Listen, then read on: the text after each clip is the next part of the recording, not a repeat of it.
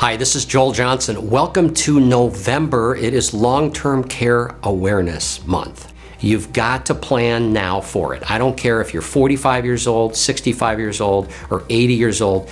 If you haven't had this conversation and made some decisions, you've got to do it. Why do I say that? Because the longer you wait, the more options you lose. Don't forget to subscribe to this channel and also click on the bell, because then you'll get notified anytime we upload new content. We are always trying to put in better content that's applicable to your situation, not some kind of intellectual gobbledygook that goes on and on about all kinds of technical terms. Our goal is to create content based on what our clients tell us is important, and chances are if our clients are telling us something is important, it may be important to you also. So November, Long-Term Care Awareness Month. If we think about November, we've got Thanksgiving, which is a lot of times a time where we get together with family, or at least we're thinking about family. And one of the things when we think about family that we can think of, although not as pleasant of a topic as Thanksgiving, is long-term care, the need for long-term care. I have in my family a number of stories about long-term care. My grandmother, Grandma Betty, ended up in a nursing home for the last few years of her life. She was taken care of for a while by my uncle, and then when he just couldn't do it anymore, she ended up in a nursing home. She did not have long-term care insurance. She was on Title 19. My grandfather, her husband, Maury, also ended up in a nursing home at the end of his life. My parents ended up in assisted living, and so these are topics that for most of us, we know somebody, either a family member or a friend or someone, maybe the next generation, maybe our generation, that has ended up needing long-term care. So what we want to talk about is we're going to talk about some statistics that are quite sobering, and then we're also going to talk about some of the solutions that are out there. So let's talk about some statistics. Now, we're all living longer, and because we're living longer, at this point, if I'm talking to a couple that's age 65, both people are age 65, there is a 70% chance that one of them will end up needing long-term care before they pass. So that 70% number, that is a pretty sobering statistic. And what that means is almost all of us have to consider our options here and do some planning. And let's just talk about who really gets hurt in the process of somebody needing to pay for long-term care. And I'll use myself as an example. So I'm married to Wendy, and if I need long-term care, it's her that gets hurt financially, not me. What do I mean by that? Well, if I'm in a nursing home, I'm going to kind of get the same level of care in a nursing home, whether I'm dead broke and on Medicaid, or whether I have lots of money to self-pay, or whether I have insurance. But her lifestyle is going to be affected when she's not in the nursing home, and that savings or those costs are going to pay for my nursing home care. Let's just take an average couple here in the Northeast. If they have $1 million saved for retirement, and the cost for long-term care, which it is in Connecticut, is $166,000 per year. In Massachusetts, $132,000. So let's just split the difference. Let's say it costs $150,000 for my care, and I'm in the nursing home. And we've saved $1 million for retirement. It doesn't take very long for that $1 million to start going down, down, down, down, down. And even if we don't run out of money, think about what that does to Wendy psychologically. She's got me in the nursing home, which hopefully she's really sad about. And then she's got money that's being spent that she hoped to leave to our kids and grandkids someday, or she's worried about running out of money. So it's not just that she runs out of money, it's just the thought that's going through her mind and what that does to the quality of her life. So again, long-term care is sometimes a bigger problem for the person that doesn't go into the nursing home than the person that does. I mentioned those stats. I want to say that one more time. Connecticut, average cost of long-term care, $166,000 per year. Massachusetts, average cost of long-term care, $132,000 per year.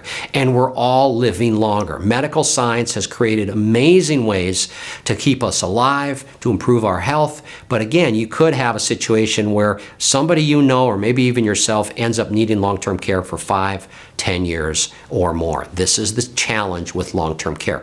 So I've discussed the problem, I've discussed the challenges, especially that emotional burden on the family. Let's talk a little bit about the different options that we have. Now, you can always self-insure, right? We're going to talk in a minute about insurance and different legal planning and so on and so forth, but let's just get this out of the way. You can self-insure. If you have enough money, or if you just want to take a gamble, you can say, you know what, if I end up needing long-term care, whether it's in my home or in a nursing home, I'm just going to write the check. And if you have a lot of money, it might not even put a dent in your savings. You might not even spend any money down, because you might end up just paying for it from the interest and so on. So you could always self-insure. Most people don't want to do that, again, unless you're quite wealthy. The second option is that you can get an attorney to create trusts, to create situations or to create entities like trusts where you give money into those trusts and you no longer control that money. Why do I say control in quotes? Because if you don't control it, you don't own it. And if you don't own it, you could qualify for Title 19 or Medicare earlier.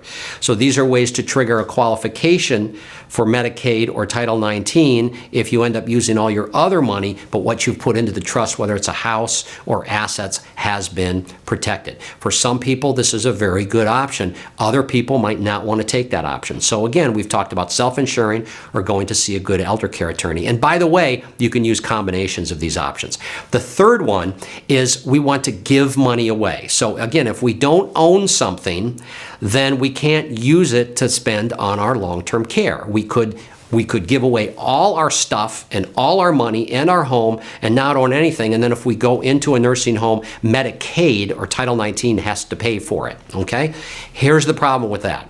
I have 4 boys. If we give away all our assets to those boys, I know one of them is going to end up with a bunch of cars and no money left very quickly. I can't call him and say, hey, we want to take a vacation, give me some money back, or give me some money back to do this and that, because he will have spent all the money. Not all the boys are like that, but certainly one of them, I'm not going to give his name, is like that. And so there might be a challenge with you calling your kids, or you might not even want to call your kids and ask them for money if you give all your assets away. But that is an option. Another option, or the fourth option, is buying traditional long-term care insurance. And again, what are we talking about here? We're talking about getting rid of risk by buying insurance. If we self-insure, I'm keeping risk myself. When we buy insurance, whether it's auto insurance, homeowners insurance, or whatever, we're paying a premium and we're getting rid of that risk. And so if I buy long-term care insurance, the traditional type, I'm writing a check every year to the insurance company, and they are taking that risk away from me and saying if I end up in a nursing home, they will pay that bill. Now, the problem with this traditional insurance, there's a lot of good things about it, but one of the bad things about it is if you never end up needing it, if you never go on claim, the premiums are gone. So again, not a bad option. It's an option that should be explored by you, but you've got to understand, and one of the biggest objections to buying this insurance is many times the premium for a couple is $10,000, $12,000 per year, and if you never need the long-term care, that money is gone, okay? Which brings me to the last type of insurance. The last type of insurance is kind of this new hybrid option. And what that is you're still buying long-term care insurance. You're still buying insurance that will pay that monthly bill, but if you don't need it, you get the money back. What do I mean by that? Well, it's a long-term care policy wrapped up in a life insurance policy. So again, if you need long-term care, they pay the bill. If you don't need long-term care and you die, your family gets all the premiums back plus some interest.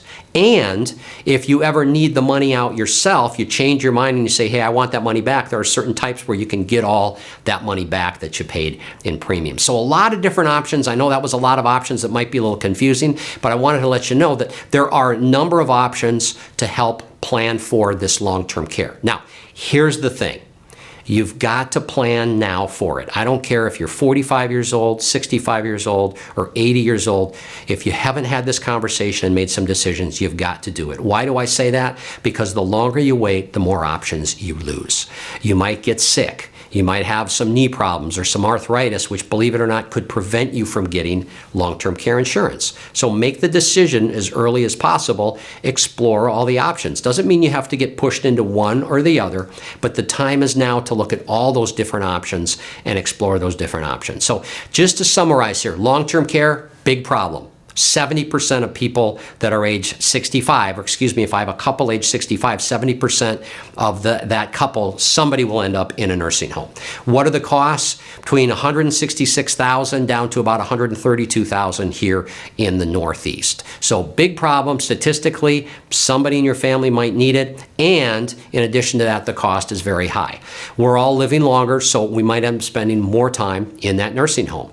And we have a number of different options, which, to keep it real simple, simple. You can self-insure, you can go see an attorney and do some gifting and some trust work, or you can buy traditional insurance. And the longer we wait, those options go away. So what I would encourage you to do is talk to an expert, walk through your long-term care options, make a decision now. Even if it isn't the ideal decision, you'll have the peace of mind of knowing you've addressed these issues now, and you can move forward knowing, hey, I've addressed it, we've made our decision as a family, we're going to stick with that decision. But not knowing or continuing to think about this every year or two is a big problem. I mentioned my mom and dad.